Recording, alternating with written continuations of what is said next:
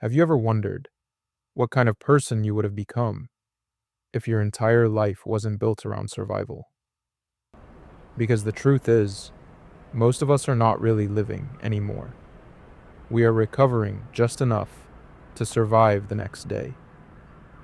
We wake up, rush to work, sit in traffic, answer emails, handle pressure, come home exhausted.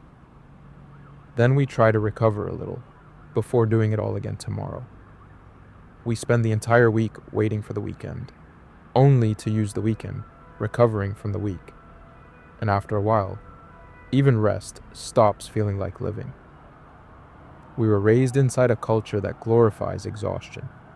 Productivity became identity, work became self-worth, and rest started feeling like guilt. We live inside a dopamine economy now. Everything competes for our attention, our focus, our energy, our emotions. And the nervous system never fully powers down anymore. Most of us are overstimulated constantly, but emotionally undernourished. And even though we're more connected than ever, loneliness keeps growing because real connection requires energy, and exhausted people don't have much left to give each other. And underneath everything, there's always pressure running quietly in the background. Bills, rent, debt, inflation, fear of falling behind. So even during rest, the nervous system never fully feels safe. After enough years, survival mode stops feeling temporary and starts becoming personality. So how do we actually begin breaking the cycle?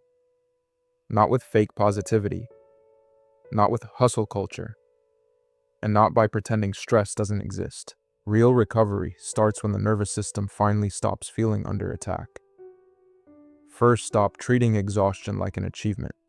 Many of us were taught to feel proud of burnout, proud of surviving on low sleep, proud of constant pressure, proud of never stopping. But chronic exhaustion changes the brain.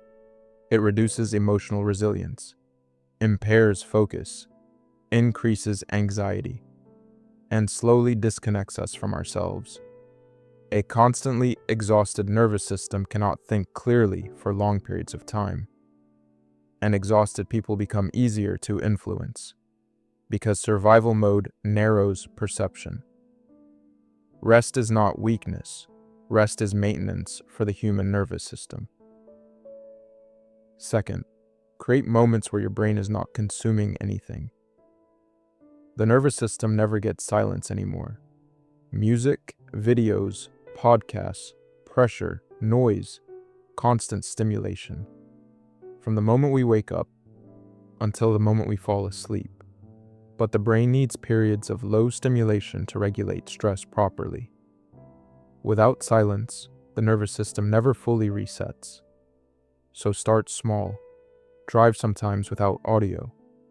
Sit in silence for 10 minutes. Walk without consuming information. Eat one meal without stimulation. At first it feels uncomfortable because overstimulation became our baseline. Third, rebuild physical safety inside the body. Stress is not only mental, the body carries it too. Tight chest, jaw tension, poor sleep, brain fog, constant fatigue, irritability. These are nervous system symptoms. So instead of only trying to think positively, give the body signals of safety again. Sleep before total exhaustion. Walk daily. Train your body. Breathe slower during stress. Get sunlight early in the morning. Simple things, but neurologically powerful, because the body must feel safe before the mind can fully relax. And finally, stop living only as a consumer. When life becomes only work, sleep, consume, repeat, identity slowly disappears.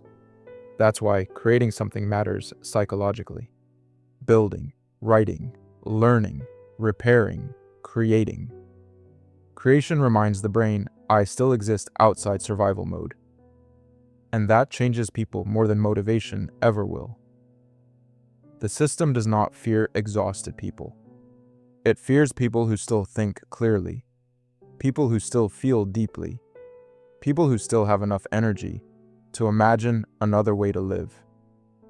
The most dangerous thing you can lose is not time.